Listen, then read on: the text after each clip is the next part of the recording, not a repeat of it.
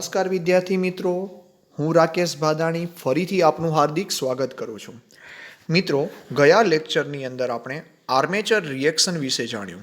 Last 2 લેક્ચર્સથી આપણે armature reaction વિશે ચર્ચા કરી રહ્યા હતા. આર્મેચર રિએક્શન શું છે? આર્મેચર રિએક્શનથી થતી અસરો, જેમાં આપણે ડીમેગ્નેટાઇઝિંગ અને ક્રોસ મેગ્નેટાઇઝિંગ ઇફેક્ટ વિશે જાણ્યું હતું. અને એ બંને ઇફેક્ટને નિવારવા માટેની આપણે રીતો જોઈ, સાથે એના એમ્પિયર ટર્ન્સની આપણે ગણતરી કરી હતી. હવે મિત્રો આપણે કમ્યુટેશન વિશે સમજીશું. કમ્યુટેશન શું છે મિત્રો? કે કમ્યુટેટર, બરાબર. કમ્યુટેટર વિશે તો મિત્રો આપણે બધા જાણીએ છીએ. કમ્યુટેટર આવા સેગમેન્ટવાળું એક કમ્યુટેટર હતું, આપણે કન્સ્ટ્રક્શનની અંદર જોયું હતું. એના ઉપર બ્રશ કનેક્ટ કરેલા હોય છે અને જે જગ્યાએથી આપણે પોઝિટિવ અને નેગેટિવ સપ્લાય લેતા હતા, બરાબર છે. તો આ કાર્બન બ્રશ જે કનેક્ટ કરેલા છે કમ્યુટેટર ઉપર, એ વ્યવસ્થિત રીતે કનેક્ટ કરેલા હોય અને એનામાંથી જે આપણે પ્રવાહ મળે છે તે બરાબર રીતે મળી શકે. કારણ કે બ્રશની પોઝિશન હરેક ડાયરેક્શનમાં આપણે, કારણ કે આમ કમ્યુટેટર કેવું હશે, રોટેટિંગ પાર્ટ છે, તો એ રોટેશનના કારણે આમાં પ્રોસેસ જે છે એ સરખી રીતે નથી થઈ શકતી. તો એ વોલ્ટેજ આપણને જે મળવાની પ્રોસેસ છે એને સુધારવા માટેની આ રીતો છે. તો કમ્યુટેશન વિશે સમજીએ કે એને સુધારવા માટે કઈ પદ્ધતિઓનો ઉપયોગ થાય છે. તો એનામાંની પહેલી પદ્ધતિ છે રેઝિસ્ટન્સ કમ્યુટેશન. રેઝિસ્ટન્સ કમ્યુટેશન એટલે એવું મિત્રો કે જે બ્રશ આપણે કનેક્ટ કરીએ છીએ એ બ્રશના રેઝિસ્ટન્સ કેવા હોય? વધારે રેઝિસ્ટન્સવાળા રાખવાના છે.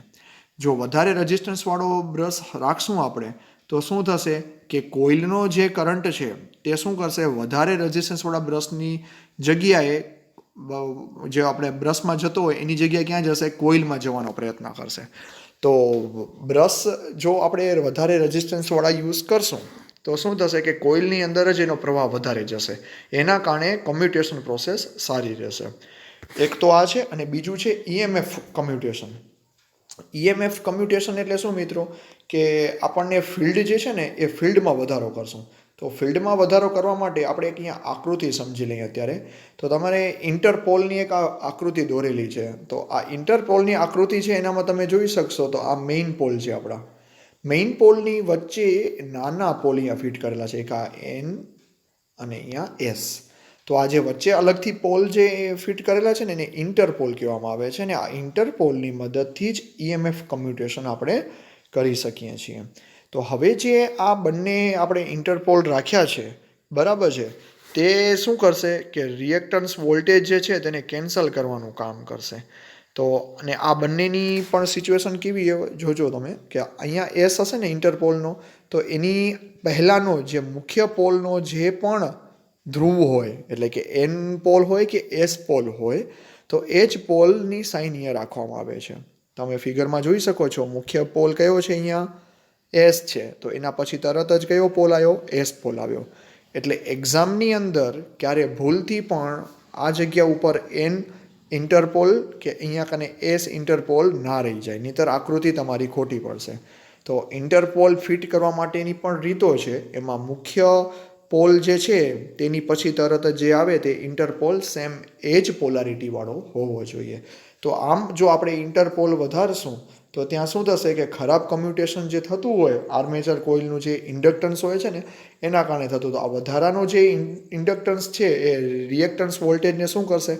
ત્યાં કેન્સલ કરી નાખશે, બરાબર છે. તો આમ આ ઇન્ટરપોલની મદદથી આપણે કમ્યુટેશન પ્રોસેસને સુધારી શકીએ છીએ.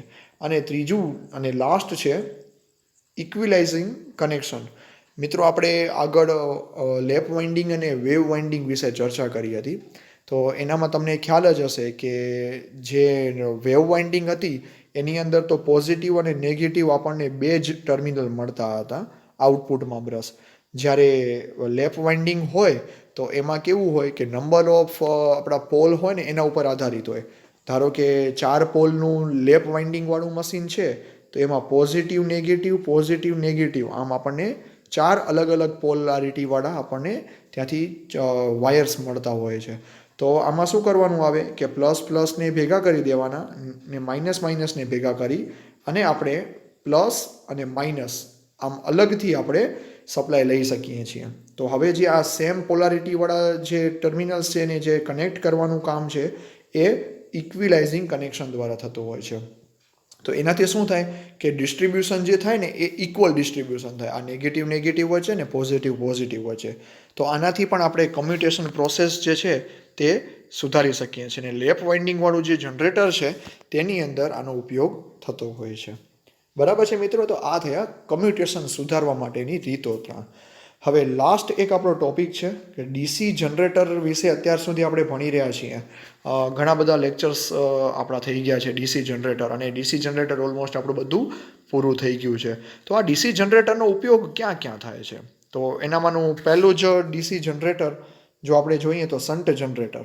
તો શન્ટ જનરેટરનો ઉપયોગ લાઇટનિંગ અને પાવર સપ્લાય માટે એનો ઉપયોગ સૌથી વધારે થાય છે. કારણ કે એની સ્પીડ કેવી છે?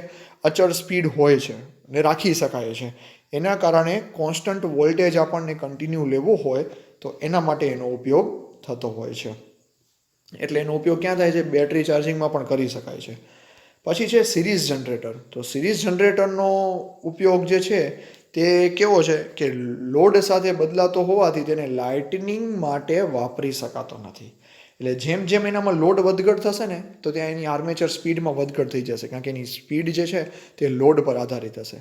તો આપણે શું થાય છે કે લોડ બદલાઈ જાય તો એના કારણે આપણે ત્યાં સ્પીડમાં પણ ફરક પડી જશે, વોલ્ટેજમાં પણ ફરક પડી જશે.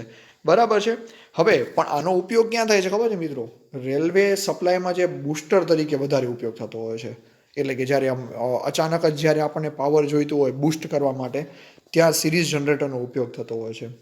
પછી જે કમ્પાઉન્ડ જનરેટર જે છે તે કમ્પાઉન્ડ જનરેટરનો ઉપયોગ કમ્યુલેટિવ કમ્પાઉન્ડ જનરેટરમાં લોડ વધારાની સાથે ટર્મિનલ વોલ્ટેજમાં થોડોક વધારો થાય છે તેવી કેરેક્ટરિસ્ટિક્સ આપણે ઓલરેડી જોઈ લીધી છે. બરાબર છે. આના કારણે લોડના વધારાની સાથે લાઇન વોલ્ટેજ ડ્રોપ પણ શું થશે? વધશે. અને તેના જ કારણે બરાબર ત્યાં વોલ્ટેજ કેવો મળશે આપણને? અચળ વોલ્ટેજ મળી શકે છે. તો આમ આનો ઉપયોગ જે છે તે કેવો છે કે અચળ વોલ્ટેજ ડ્રાઈવ માટે કમ્યુલેટિવ કમ્પાઉન્ડ જનરેટરનો આપણે ઉપયોગ કરશું. બરાબર છે. એટલે અચળ વોલ્ટેજ આપણને મળી જાય તો એના માટે આપણે શું થાય? કમ્યુલેટિવ કમ્પાઉન્ડનો. અને ડિફરન્શિયલ કમ્પાઉન્ડ જનરેટર જે છે તે લોડ કરંટના વધારાની સાથે ટર્મિનલ વોલ્ટેજમાં શું કરે છે? ઘટાડો કરે છે. તો આના કારણે આ જનરેટરનો ઉપયોગ છે ને વેલ્ડિંગ માટે વપરાય છે. બરાબર છે કે વેલ્ડિંગના પર્પસમાં કમ્પાઉન્ડ જનરેટરનો ઉપયોગ આપણે કરી શકીએ છીએ. તો આમ 3 જનરેટરના ઉપયોગો જોયા. હવે મિત્રો અત્યારે આ લેક્ચર્સ અહીંયા પૂર્ણ કરીએ છીએ આપણે. અને ખાસ મિત્રો આજ તમારી બુક્સની અંદર પાછળ છે ને બહુ શોર્ટ એન્ડ સ્વીટ સમજાવેલું છે. બહુ જ ઇઝીલી તમને સમજણ આખું ચેપ્ટર પડી જાય ને એવું છે. તમે સ્ક્રોલ કરજો નીચે તો તમને બધા ટોપિક્સ છે ને એ આમ નાના પોઈન્ટ્સની અંદર આપેલા છે. તો ઓલરેડી આપણે બધા થિયરી સાથે બધું જોઈ લીધું છે. અને રિવિઝન જો તમારે કરવું હોય કે એક્ઝામની અંદર રેપિડ સ્ટડી કરવી હોય તો પણ તમે આરામથી કરી શકશો. તો તમે આમ નીચે તમે જોઈ શકો છો. ચલો અહીંયાથી ટૂંકા પ્રશ્નો અને એના ઉત્તરો. બરાબર છે. તો આવા નાના જે આ પ્રશ્નો જે છે એ તમે કરી લો ને તો તમને આખા ચેપ્ટરનો પૂરેપૂરો ઓવરવ્યૂ આવી જશે. બરાબર છે. આશા રાખું છું કે તમે એક વખત આને જોશો અને સ્ટડી પણ કરશો. બહુ જ સારી રીતે મિત્રો સમજાવેલું છે આખું ચેપ્ટર. જોતાં આપણે એમ થાય કે ઘણા બધા અંદર ક્વેશ્ચન્સ છે, પણ આ જો ક્વેશ્ચન્સ તમે કરી લો ને તો એક્ઝામની અંદર તમને કોઈ પણ પ્રકારની તકલીફ નહીં થાય. બહુ જ ઇઝીલી અને નાના ટોપિક સાથે તમને બધું સમજાવેલું છે. બરાબર છે. ને હજુ પણ તમને જો ક્યાંય ખ્યાલ ના પડતો હોય તો મને જણાવજો. એપ્રોક્સિમેટ 28 ક્વેશ્ચન્સ આપેલા છે એની અંદર. આ 28 ક્વેશ્ચન્સ છે ને જીટીયુના પ્રશ્નો જ છે આ બધા. આનામાંથી જ વધારે પડતું પૂછાતું હોય છે. અને આ 28 ટોપિક્સ છે એ ટોપિક્સને તમારે પરફેક્ટલી રીડ કરી લેજો તો તમને આ ચેપ્ટરની અંદર કોઈ પણ પ્રકારની તકલીફ નહીં પડે. અને હવે આના પછીનું જે ચેપ્ટર છે ને મિત્રો એ ડીસી મોટર છે. અત્યારે આપણે જનરેટર જોયું, હવે આપણને મોટર જોવાની છે. તો એના વર્કિંગની અંદર, એની કેરેક્ટરિસ્ટિક્સની અંદર, એના ફિગર્સ જે આપણે આકૃતિઓ દોરીએ છીએ એની અંદર ક્યાંય પણ ફરક નથી. ધારો કે જનરેટરમાં થતા લોસીસની વાત હોય તો એવી જ રીતે અહીંયા લોસીસ થાય છે. આકૃતિમાં પણ ક્યાંય જ ફરક નથી. એટલે જો તમે જનરેટર જો પરફેક્ટ આવડી જાય તો પછી મોટરમાં તમારે 50% પોર્શન તો તમારે સમજણ ડાયરેક્ટ પડી જ જશે.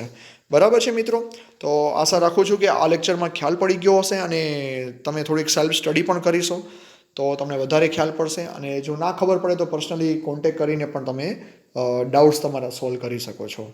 ધન્યવાદ મિત્રો.